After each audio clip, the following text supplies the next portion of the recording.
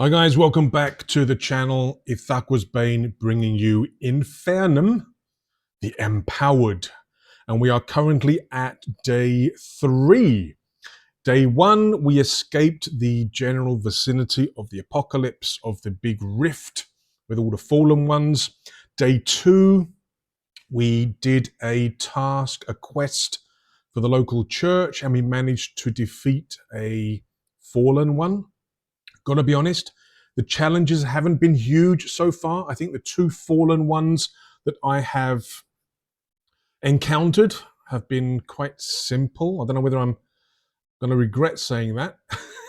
But yes, we are at day 3, and I think the focus for this day is going to be maybe confirming what I think in terms of safety. So the game of Infernum basically has you determine what is the bastion, sort of where does the apocalypse happen, where is the promised land, where is the point of safety where you need to get to. And I've kind of made the promised land basically anywhere offshore, because the salt water, the salt has an effect on the spirits.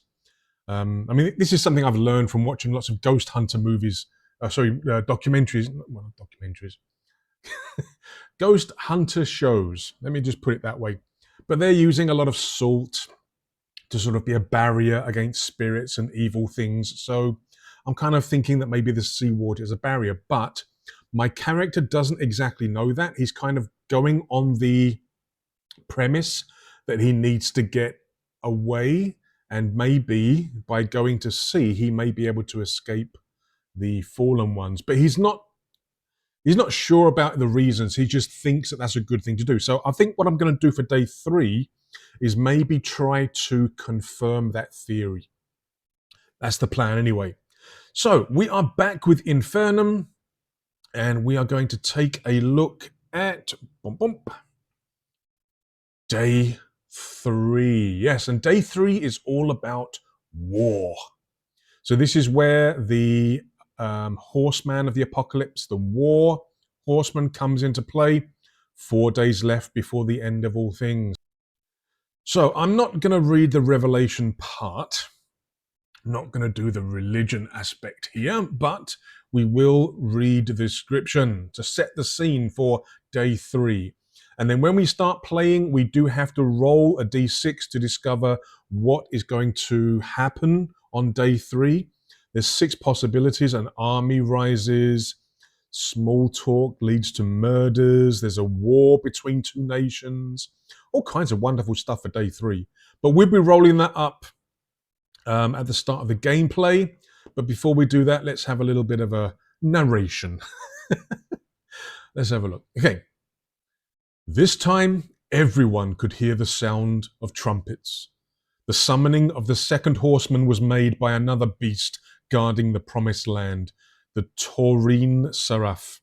The unbridled strength now takes over the world. The second coming of the end arrives galloping a red horse. In his hands a sword, behind him a trail of blood. With him the destruction of life itself, the split by the sharp crimson edge. Yep, wars come to town. We're all screwed. But like I say, I think my focus for day 3 is going to be confirming that my ideas about the Promised Land is actually real. Okay, now before we get on to the gameplay, there is one point. In the video for day 1, the designer, Kaio, I think his name's Kaio, mentioned that maybe I wasn't applying the omens correctly. I mean, I was applying them correctly in terms of them. You can use an omen to kind of burn a doom to get rid of a doom, but I read it such that it was as you rolled the dice. But apparently that's not the only way it can be used. Apparently an omen can be used to get rid of a doom at any time. So you can get rid of a doom when you roll on the 3d6, but also you can use to get rid of any dooms on your character sheet. Yeah, like I said, I haven't been doing that way because the way that I read it was only, I was reading it as if I could only get rid of the dooms as I rolled them. But I'm not too sure whether this is going to make the game too easy. Again, am I going to regret saying that? Because at the end of day 2, again, I recorded day 2 at the same time as I recorded day 1. So when I recorded day 2, I wasn't aware of this. So the day 2 upload, you may notice, didn't use that little bit of a rule. But here on day 3, I could apply because my character currently has 3 dooms on the character sheet. And at the end of day 2, I did have 3 omens left. So according to the rules and according to the way the designer has commented and verified, I could actually have used those omens to clear my doom track. I honestly don't know. You see, I'm caught between 2 possibilities here. The way that I've been playing has made the game extremely difficult, but really felt like an apocalypse. Yeah. I was scared of doing things. I was scared of the dooms. The dooms really had that effect on me. And like I say, I think in all the games I've had so far, I haven't reached, I think one game I reached day 5 and that was it. I'm just a little bit worried that if I do what the designer mentioned in terms of using any extra omens to kind of get rid of dooms on the character sheet, I'm just a little bit worried that it might make things a bit too easy. What to do? Should I do it or not? But I think I'll do it for the time being, and we'll see how it goes. If it does seem to make the game a bit too easy, maybe I will stop. But we still have the 666. We still have the 3 6s to kill us off. So I think for day 3, what I will do is I will actually use those 3 omens from day 2, clear the doom track, and then continue with a clear track. I think we'll see what happens. For day 3, I'm going to do it that way, as the designer mentioned. But we are about to start day 3 of Infernum the Empowered. Please enjoy. Right, we're back with day 3. We have survived. To be honest, we haven't had a lot of challenges so far. We've come up against 2 fallen ones, but they've been fairly easy to deal with. They've only had a challenge of 1 and 2 respectively, so we're doing okay. Now, I did mention in the intro that I'm going to use the, I wouldn't say corrected, but according to the designer, you can also use any unspent omens to get rid of dooms on your character sheet, which is a useful way of using them at the end of a session if you've got any left. Now, one thing that I think, because using sort of omens to get rid of dooms could reduce the difficulty, but I think if you're playing in a group, whether with a referee or playing co-op by yourselves, I'm thinking that this won't be as beneficial, because when you roll for omens and you're playing in a group, these omens are shared by everybody. When you're playing solo, you get to use all of them for yourself. So I'm thinking that solo play, it may make the game a little bit easier, but I'm thinking that in group play, I'm thinking that it's a good idea. But yes, let's do that first. So at the end of day 2, I had 3 omens left, and I'm going to use those to get rid of the dooms before we start day 3. So because we only had 3 dooms, 3 omens, we now have a clean slate. And like I say, I hope I'm not going to regret this, but I'm kind of thinking that might be a little bit easy, but let's see how it goes. So we are at day 3. First thing I'm going to do is roll my omens before I forget. We get a 4. So going back to the book, a 4. Dum dum dum. A 4 means we start with 5 omens for today. Now again, I want to try and keep 3 if at all possible, because if I happen to roll 666, we die, and you can use 3 omens to cancel that. So whenever possible, I always want to try and keep 3 omens. And we are at day 3. Let me just check this is in camera. Yes, it is. I apologize for the shine. This is one of those plastic pocket folders, because this is only a preview copy. This is not the finished book. It is pretty much done.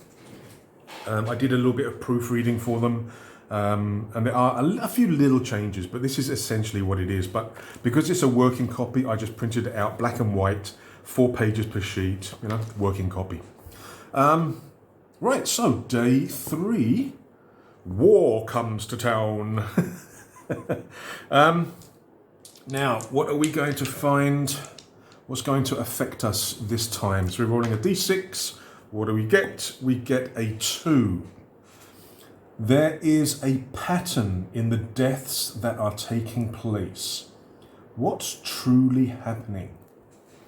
Well, I mean, that could relate to maybe me figuring out that it's only the empowered that are getting possessed by the spirits. Maybe it didn't, oops, sorry, move the camera. Maybe it didn't sort of click before that it was only the empowered that the spirits are possessing. But maybe today, maybe as I kind of wake up, let me think, day 3. Yeah, I'm starting at the church because I did the job for them. So as I wake up in the church, maybe I wake up and it just occurs to me that I haven't seen any possessed civilians, norms, people without powers. And maybe it occurs to me then that the empowered, the abilities that we have, the evolution of the human form has made it such that we, the empowered, are vulnerable to being possessed by these spirits. Maybe, I don't know, I mean, during the last couple of days of the game, you know, we have been, you know, referring to the fact that only the empowered have been possessed, but maybe that's kind of narration, not necessarily what the character knows. So I'm thinking that there is a pattern in the deaths that are taking place. Well, maybe not necessarily deaths, but the possessions. Maybe I've finally realized that it is only the empowered who are becoming possessed, and they're kind of killing everybody else. Maybe the spirits need it for sustenance. When we were attacking in day 2, the farm, that's one possibility I was looking at, in that they were going to use the farm to sort of keep human prisoners, kind of thing, for sustenance. But I'm thinking that might be what's happened. I wake up and I realize it's only the empowered that are being possessed. I think that'll work for me. Now, we've got 4 days left. We are at war. And I'm going to do today so that I'm going to try and find out where the promised land is. Like I say, maybe through watching sort of the ghost hunting programs. Yeah, in the intro, I think I called them documentaries. They're not really documentaries because a lot of them are just fake. But maybe through watching all of those and watching the Supernatural TV show, maybe I'm thinking that salt could be a thing. But I need to get it confirmed. So I want to try and find some kind of, maybe some kind of official, or maybe, who else would know? A ghost hunter, maybe? To kind of confirm what I think, that maybe salt water. But at the end of the day, I just want to get on board a ship and get away from here, if possible. But yeah, that's what we're going to be doing today. In day 3, I have my Random Realities Oracle book from Cezar Capacle as well.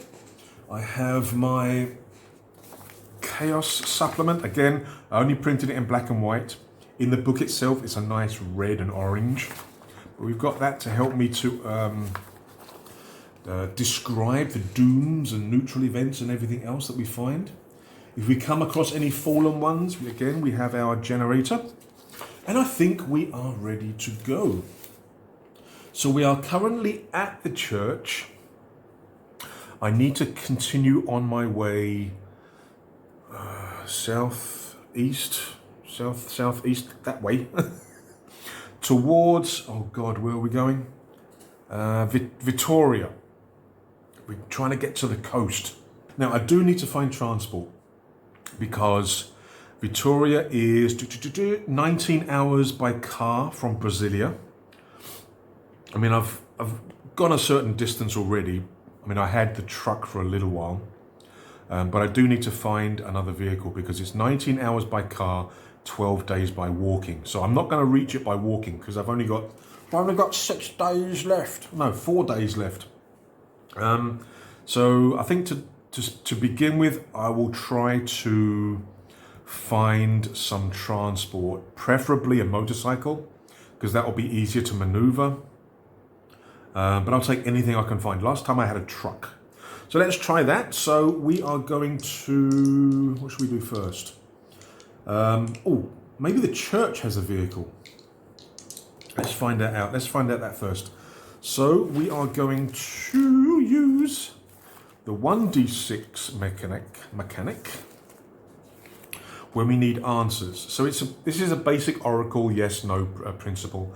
A 1 to 3 is no, a 4 to 6 is yes. So I'm going to ask the question: does the church itself has a vehicle that I can use, that I can take? Bum bum bum. We get a 6. The answer is yes. Now, what kind of vehicle do they have? Is it a motorcycle? Yes. Oh, we're starting off really nicely with double 6s. I don't want triple 6s when I roll the 3d6 though. So the church actually has a motorcycle that I can use. Oh, again, maybe because I helped them out with that quest, they're willing to let me use it. So we've got the motorcycle. We're going to start our journey. So we're rolling 3 dice. Now, 3 dice are used when you try to do actions or activities or using your abilities and things like that. But it's also used to help you make the story flow, from getting from point A to point B. So I'm going to roll the 3d6. We're going to start our journey and we're going to see what happens to us in the beginning few miles. Let's see what happens. Oh, no. I seem to remember, was it my first roll for Assassin's Creed? And my first roll, was it day 1 or day 2? Got exactly the same thing. This is not a great start. Double doom and a neutral event, which means I don't succeed. Something stops me from making the journey. Now, again, I can use my omens to either cancel the dooms or to re-roll them. See, as we found out, again, I think it was day 2. As we found out, if you re-roll, it can also come up with another 1. But that's not good because it also means I don't succeed in traveling those first sort of few miles. Oh God, I need at least a 4 to succeed. So I'm going to spend 1 omen. This is not good, using an omen so early. I'm going to use an omen and I'm going to re-roll 1 of the dice. God. Keep your fingers crossed. Here we go. If that was Bane, Lord of Ones. So we've still got a double 2. Oh no. That's really not good. All right, so a neutral event, double doom. Again, I could use another omen to just get rid of 1. Because I'm doing it so a double doom is automatically you get a torment. This isn't good. Okay, well, let's roll what the neutral event is first because that may set the scene. We roll, what do we get? A 2. A character or a group of non-playable characters enters the scene. Oh no, I get mugged. I reckon I might get mugged. What about the dooms? Again, I think previously when I rolled a double doom, I just rolled once, but I used the other one to sort of embellish what the doom was. So we've got a bunch of people arriving. Could be muggers, could be a gang, could be innocent victims. But what about the doom? What are we going to get for our doom? 3. The situation is way worse than it seemed. Okay, so maybe as we start off on the journey from the church, we managed to get maybe a mile, not far at all. But maybe a group of people come from maybe one of the side fields on the side. They come to the road. And they look sort of poor. They look, like refugees kind of thing, And I'm thinking, I need to avoid these guys. I've got nothing I can give them. I've got nothing I can do to help them. I need to kind of avoid them. But as they get closer, I see that they are not refugees. They are actually, like I say, muggers or like a gang who are going to basically try and attack me and try and take what I've got. Now, the other Doom situation is way worse than it seemed. Could they be led by a fallen one? That could make it way worse. Yeah, maybe the gang leader is like a fallen one, a possessed, empowered. That would make the situation way worse. So I'm gonna have to do a challenge against the fallen one, aren't I? But if I can defeat the fallen one, I might be able to get the rest of the gang to back off. I think that works. So I've got 2 dooms. I just got rid of 3 dooms. I've now got 2 dooms back. And I'm going to have a torment. Well, let's see how the challenge goes, because it could be an injury from the challenge. Yep. Let's see how that goes. So we are going to be up against their leader, the gang leader, who is a fallen one. He's taken this group of norms under their wing as future sustenance, but also just for fun. Appearance. A 2. Humanoid. Why does this fallen one look familiar? Does it remind a human? Does it remind a human? Not sure what that means. That may need to be checked. What does it remind a human? Yeah, I don't understand that sentence. Does it look harmless? Again, maybe it's a familiar face. Maybe it's an empowered that I know of, possibly. Right. Abilities. We get a 4. Possible servant of death. This fallen one has deadly powers. It's quite likely it can walk among the dead and control their corpses. It might also be capable of draining vital essence. Oh, maybe this is not actually a gang. Maybe it's like zombies. Maybe this fallen one, maybe the empowered that it possessed, had sort of necromantic abilities. So maybe these aren't actually civilians as I thought, as in the neutral event, and maybe that double doom is they're zombies and their leader is a fallen one. I think that kind of fits the dice roll. Okay, not good, but it kind of fits.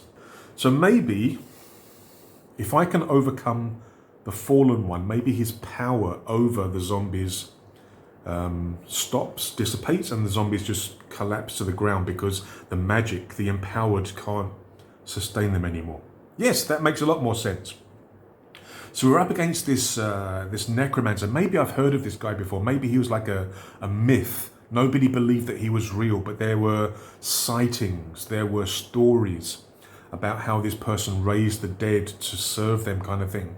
But yeah, now that I see them, again, what I thought was like a group of refugees or sort of civilians, then I thought maybe they were a gang trying to attack me. But as I get close, I realize that they're zombies being led by this fallen one. Right, challenge. What's the challenge going to be this time? 1d6 again. Okay. All right. So the challenge is 2 again. All right. Well, I mean, meh. I mean, again, it's going to take 2 deeds or 1 miracle to defeat him, or her. Could be a her. But the problem that I will more likely face is the fact that when I'm rolling, I can end up with more dooms, which reflects things like injuries or their attacks on me. Oh God. All right, so we've got a challenge. We've got to take down this necromancer. If we can take down necromancer, the zombies will just go away. All right, so we're rolling. Now, if I get a miracle, I can actually use my blessing. Can generate blasts of necrotic energy. which could actually rot, decay, and age all the zombies at the same time. Because I'm thinking of it like a magic missile. Sort of does like a spray kind of attack, blast attack. All right, let's see what the dice give me, if the dice allow me to do that or not. So we roll.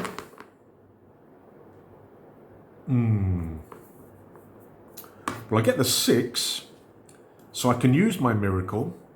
Oh, I've got a torment to add as well, haven't I? A deed means I succeed as well. So I'm actually doing 3 damage, and the 1 is a... Do I want to use another omen to get rid of the doom? Yeah, okay. We'll use another omen to get rid of the doom. I don't really want to go back to 3 just yet. This is the first roll, the first action of the game. Come across a necromancer and a bunch of zombies on the road. On my bike. But I will get a torment. So what I'm saying is, as I sort of get off the bike and rush the necromancer, maybe one of the zombies manages to cut me.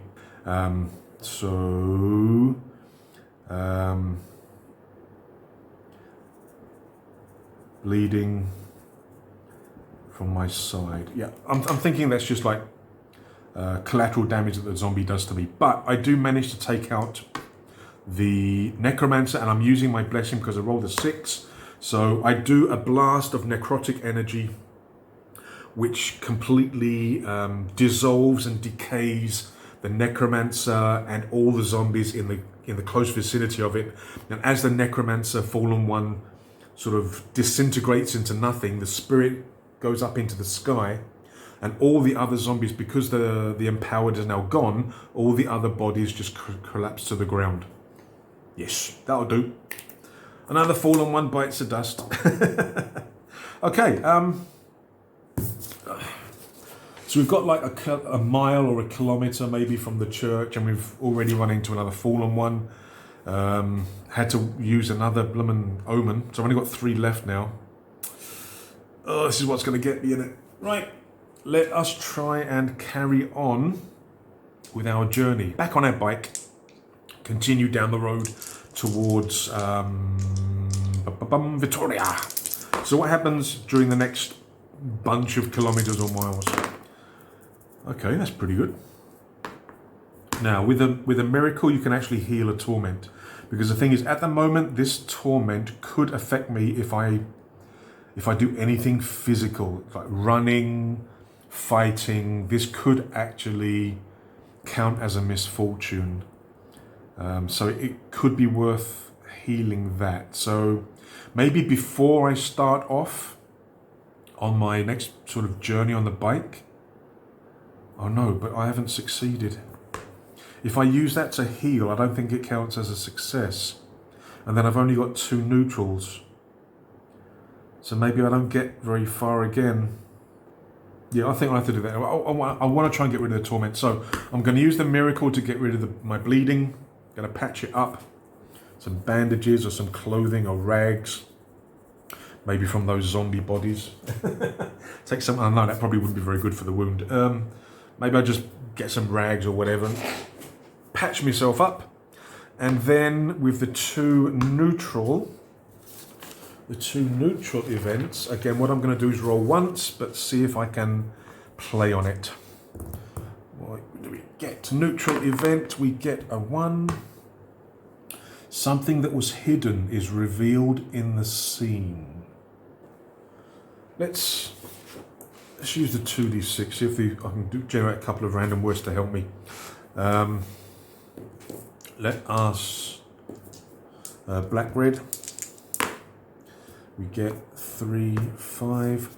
Take clue. Take clue.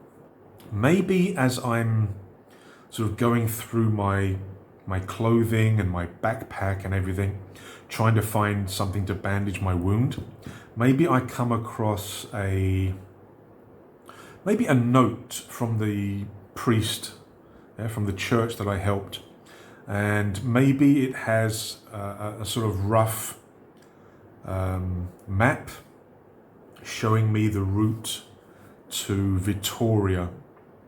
You know, so maybe if there are occasions when, for example, like maybe the road signs have been broken, or I don't know where to go, maybe this map can actually help me a little bit, maybe. Or maybe it just turns out to be absolutely useless, but the priest thinks that he's helping. Yeah, because it's a neutral event, it's not like a deed or anything, so maybe there's the priest included like a small hand-drawn map, which is kind of useful. But nothing major, because it would have to be a deed if it was that. Right, let us continue on our journey. We haven't got very far, have we? Oh, we've got another doom, and we've got 2 deeds. Okay, so we get where we're going, but another doom comes across us. What happens this time? But we do actually manage to journey a bit further this time, so we're making good way. What I'm going to do is, as long as I can keep finding vehicles, I'm basically going to say that I can get to Victoria on day 6, when I need to get there. I'm not going to keep track of specific kilometers and distance and that. I think it's a waste of time with this game. So, what's our doom going to be for this roll? A 2. Just make that up. Something bad happens related to an element or happening already in the scene. Maybe I have a problem with the bike, and maybe I have to use a deed to fix it, or would I need a miracle? I think I'd probably need a miracle to fix it, because that seems to be the way that miracles work here. In order for you to heal, you need a miracle. I'm thinking that because maybe I'm not a mechanic, I'm a chef. Maybe I don't do a lot of mechanical. Maybe I need a miracle to actually fix it, which means this is no good. Maybe the bike doesn't break down completely, but maybe it's not working properly and I can't travel as far, which essentially maybe nullifies one of the deeds, because I was thinking that because I've got 2 deeds, I'd travel quite far. So maybe the bike's having some problems. Maybe it's not sparking properly. Or maybe the filters are... But I'm thinking that maybe I get the doom, so I'm back to 3.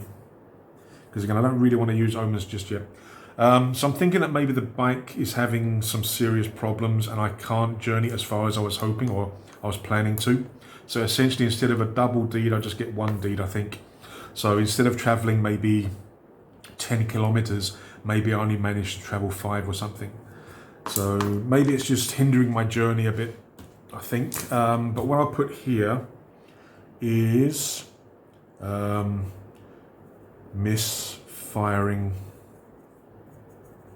engine.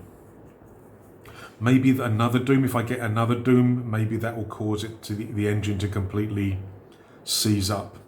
So maybe I'll put that as a torment. So as I'm traveling on the bike, it's basically acting as a misfortune. So dooms can cancel miracles. I think I'll put it down as a torment.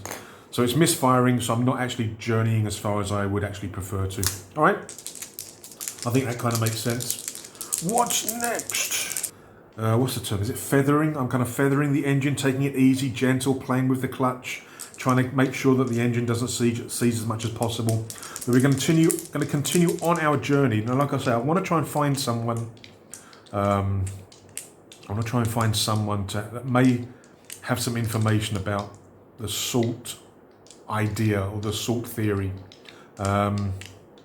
So should I roll d6 to see if I can see a settlement nearby? Yeah, I think I'll do that. So we're going to roll 1d6 Oracle. Can I see a settlement nearby? No. Damn it. Best 2 out of 3? Alright, so I can't see a settlement, so I'm going to have to continue journeying. Again, my engine, the torment, is going to be counting as a misfortune. So we continue journeying, maybe another 5 to 10 kilometers. Ooh, excellent. Excellent, excellent, excellent. So I can use the miracle to fix the engine. I've got a deed, which means I succeed in my journey, and I've got a neutral event. Oh, that works really well. Neutral event, anything special? Let's have a look. Neutral event, a 3.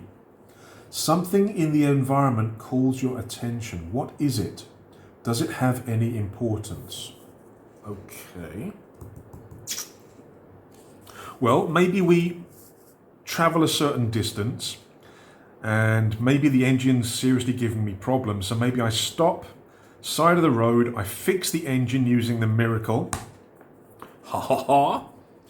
And as I'm stopped and fixing the engine, maybe something out yonder catches my eye. Now, what's that?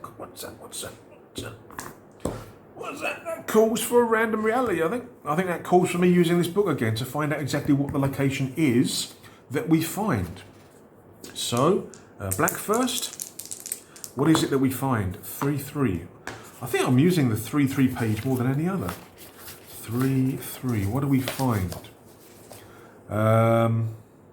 Gemstones. Enlightenment. Maybe as I'm fixing the bike, maybe it was a case of just cleaning the filters. Maybe I notice, not too far away, but on the side to the side of the road, maybe the field, something sparkling catches my eye. Something's like catching the sunlight, and I go over to investigate, and maybe I find a body, somebody who's been killed, obviously by the fallen ones. But maybe in their hand they have a fairly large gemstone, or maybe a collection of gemstones in their hand. Maybe it's like their last treasure they wanted to see before they died, kind of thing. Value. Then we can look at intensity to try and find the value. So the value is 4-6. 4-6. The value is very high, the maximum. Oh, so maybe we actually find some very, very valuable gemstones. Now, again, this is not really a game where you're looking for loot, you're looking for money. You know, it's not like some other RPGs where you're trying to get as much money as you can, kind of thing. But maybe this could be used for trading. So the bike is fixed. We've travelled a fair decent distance. We managed to luckily find some gemstones in somebody's hand. Continuing our journey. Okay. We get further. We got another neutral event. What do we get here? A 3. Something in the environment calls your attention. What is it? Does it have any importance? Okay, let's roll again. We spot something else in the distance. What do we spot this time? 6-1. 6-1.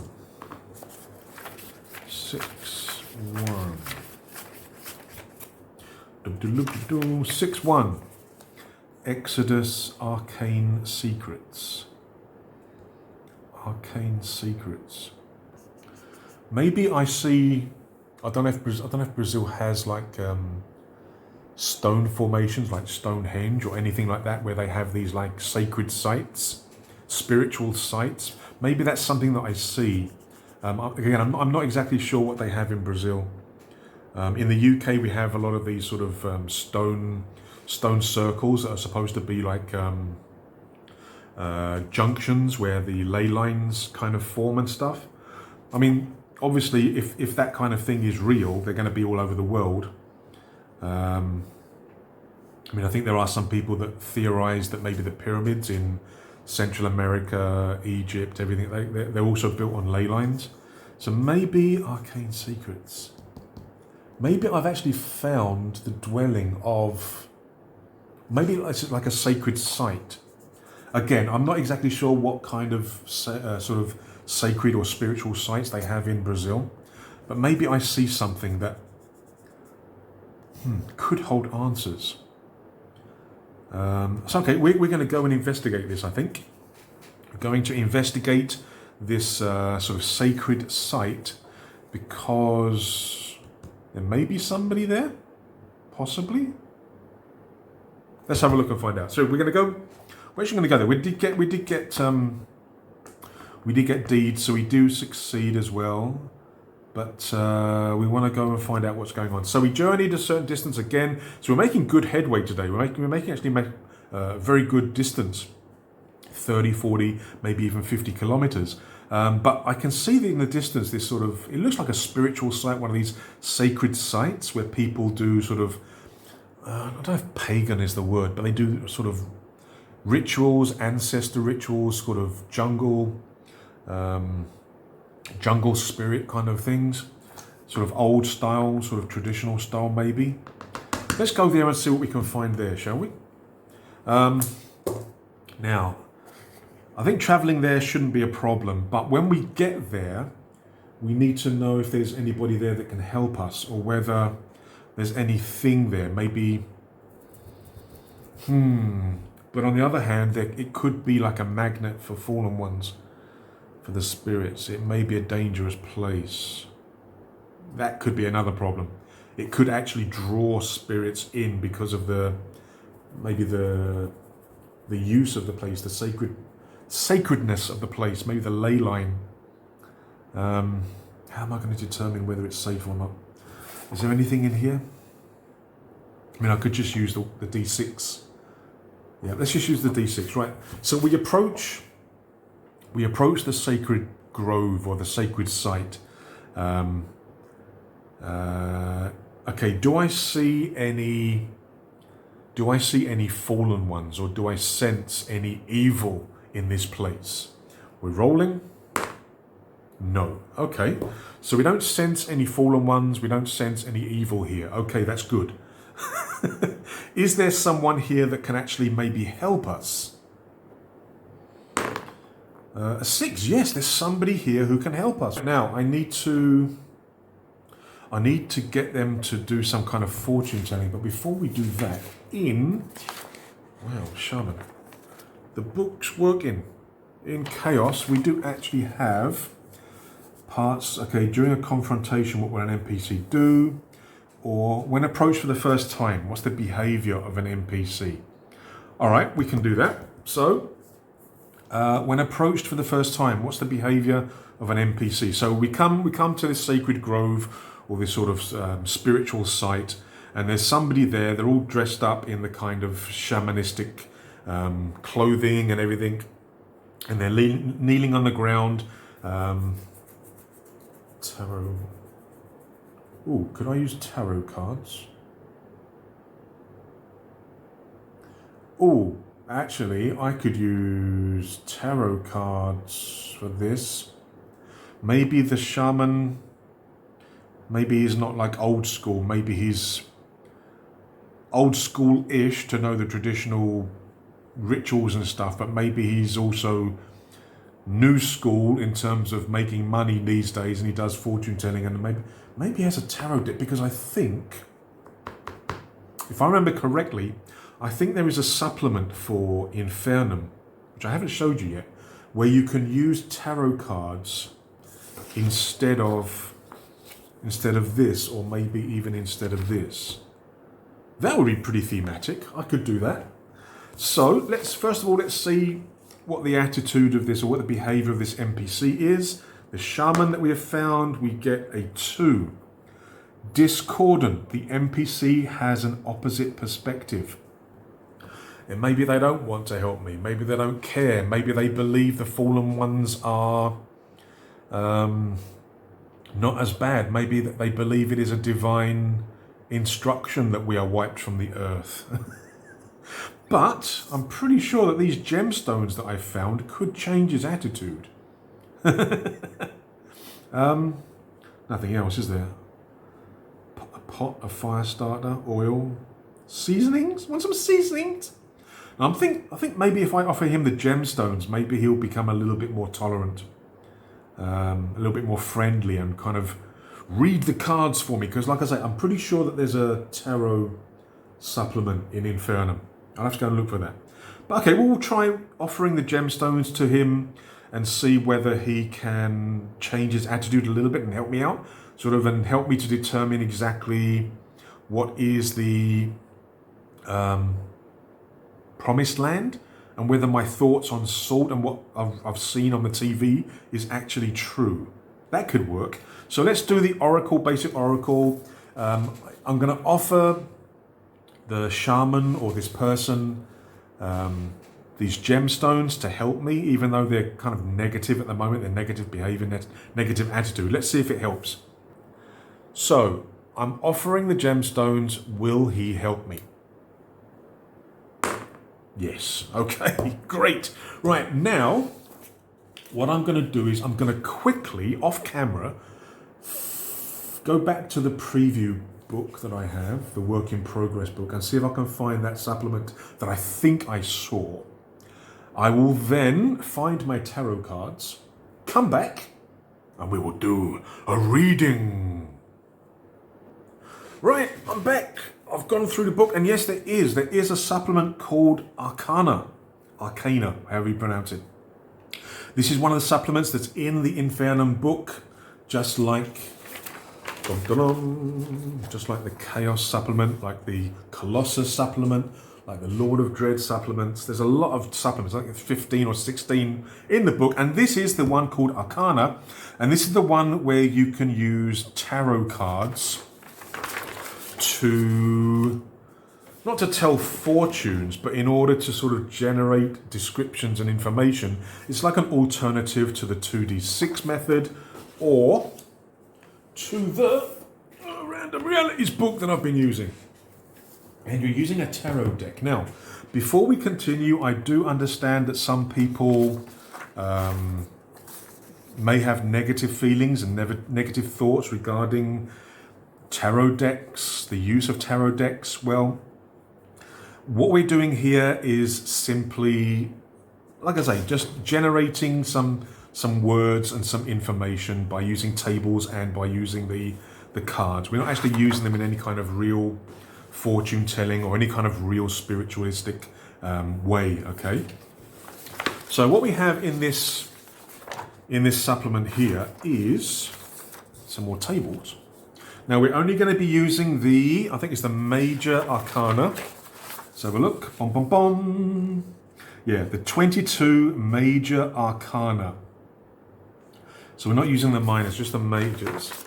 And for each of the cards, the 22 cards, we have a verb, or two verbs you can choose, nouns and adjectives.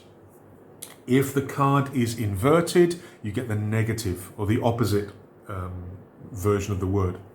So what you'll do is, basically you'll place 3 tarot cards at random. The first card will reflect the verb.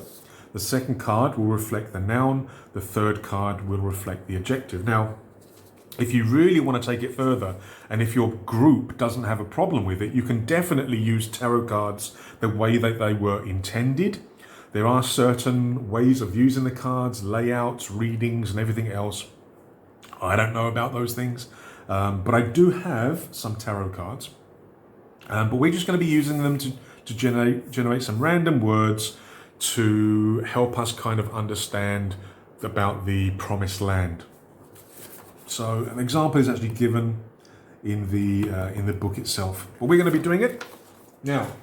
I have actually 2 sets of tarot cards.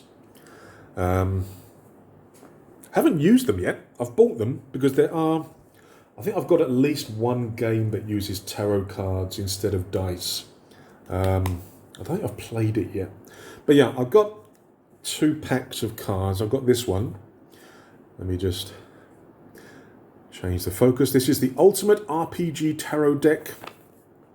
It's by Jeff Aldrich and John Taylor. I think they're podcasters, RPG podcasters. But they've basically produced this RPG tarot deck for use within games. It's really good. You get a book which basically explains how to use them sort of traditional tarot style. But it also gives you a lot of helpful information in terms of how to use them in games as NPC generators, random encounters. And then it goes through each of the cards. You can see the artwork is very RPG, very sort of fantasy game. Old school, are you? But yeah, it gives you descriptions of the cards in terms of what they can represent. And again, how you can actually use them within your game. And the cards themselves, Now, I did have to actually order this from the US, so the shipping wasn't cheap, but I don't know, I wanted them. So we have the cards. These, Queen of Pentacles. What card is this? Doesn't say. But yeah, you've got all the major arcana, the Fool, the Magician, the High Priestess, the Empress, the Tavern Keeper. I like the Fool, is the first level adventurer.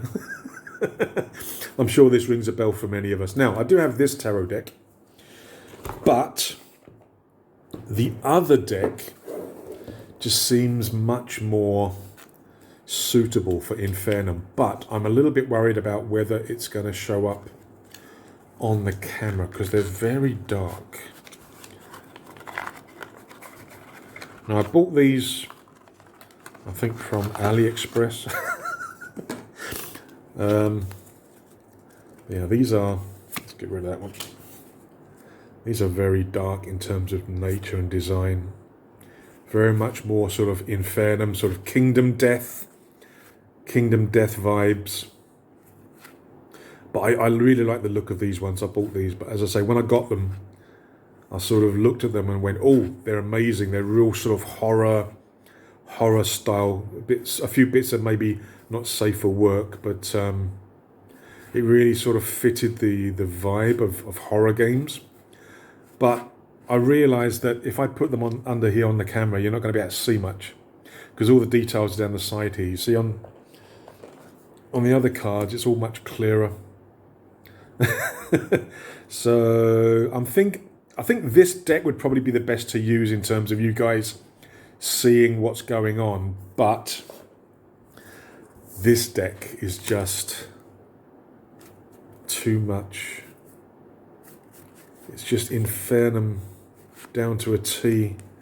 But I think I'll have to put a little warning that there may be some graphic. I'm showing some graphic artwork, some boobies. I think there's some boobies in there somewhere. But I think I'm going to use this deck because it just fits Infernum so much better. Let me sort myself out and then we'll do our tarot reading. Now we're going to need all of the major arcana. Right, we're going to be shuffling the tarot cards again. This is just the major arcana, so there's only 22 cards here. But I'm doing it like this because there are situations where you can have inversed cards, where the cards are upside down as you play them. So I want to do it like that so that there is the chance of having inverse cards rather than just sort of shuffling normally. Yeah, if we just shuffle normally, then they're all going to be the same way up. But I want to have the chance of, getting the inverted cards and see how it goes. But yeah, so these are all shuffled. Right, so 3 cards at random. This is going to be for the adjective. This is going to be for the noun. This is going to be for the verb. All right. Let us see what these cards are. So, our verb is inverted hermit. So the hermit for verb is, where is it? Isolate or escape. Second card, this is for the noun. Not inverted, this is temperance. So temperance for the noun, peace or harmony. What was this one? This was the hermit. Isolate, escape. So maybe the opposite is imprison. The opposite of escape is to imprison. And then temperance for the noun, peace or harmony. This is not inverted, so peace and harmony is correct. And for the adjective, the third card is inverted again. And it is judgment. Judgment, where's judgment? Free, renewed. So what have we got? The first card was Inverted hermit. So the hermit is isolate or escape. So I'm thinking maybe it could be capture. The second card is not inverted. It is temperance, which means peace or harmony. And then the third card is inverted judgment. Judgment, again, according to the tables in the supplement. Non-inverted means free or renewed. So maybe inverted means sent back to hell. So maybe I'm thinking that in order for us to find peace, the spirits or the fallen ones have to be captured and sent back to hell. So maybe that's the reading like this. In order to have peace, the fallen ones must be captured and sent back to hell. Maybe that's what the salt is used for, to actually create a barrier between the spirit and the physical body of the empowered. So maybe it's not necessarily a barrier, but it actually causes like a virus within the possessed empowered that actually splits the spirit away, and the spirit has to go back to hell. I think trying to read it so I can make sense of the salt question. You know, is it true about the salt? Can the salt help us?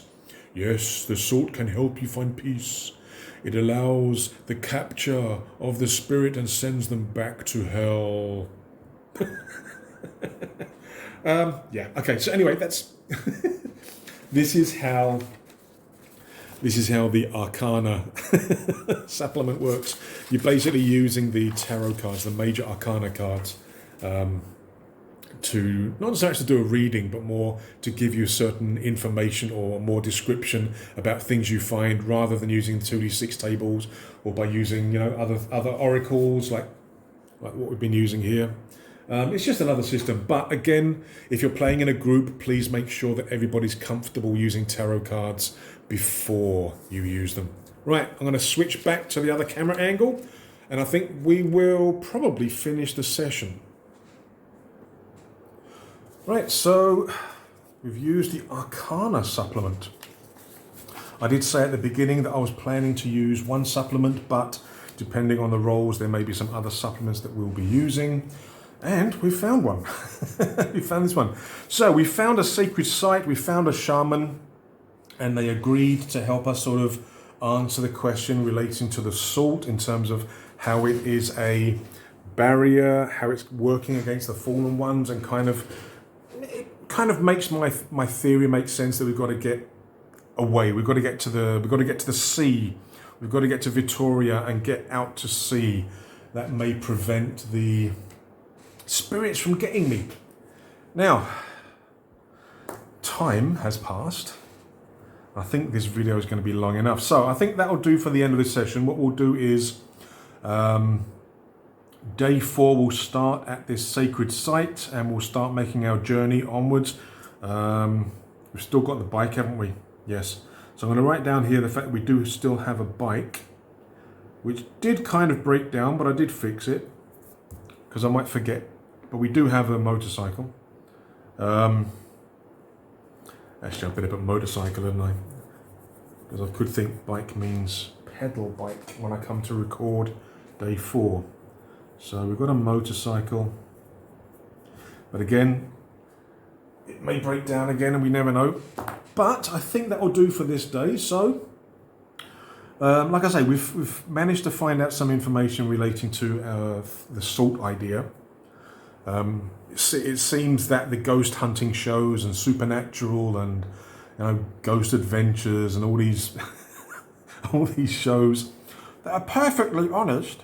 It seems that maybe they were right in terms of the salt. Maybe the shaman has confirmed that in order for us to find peace, we have to capture them, and the salt will actually send them back to hell. Okay, so day 3 has ended. We have 3 omens left, so I can use those to get rid of my dooms, of which I have 3 again. All ready for day 4. So thank you very much, guys, for watching. Day 4, what's happening on day 4? Day 4 is Famine. Famine is day 4. Okay. So I will see you in the next video. Until then, take care, stay safe, and check out the GameFound project, INFAERNUM RPG. Cheers.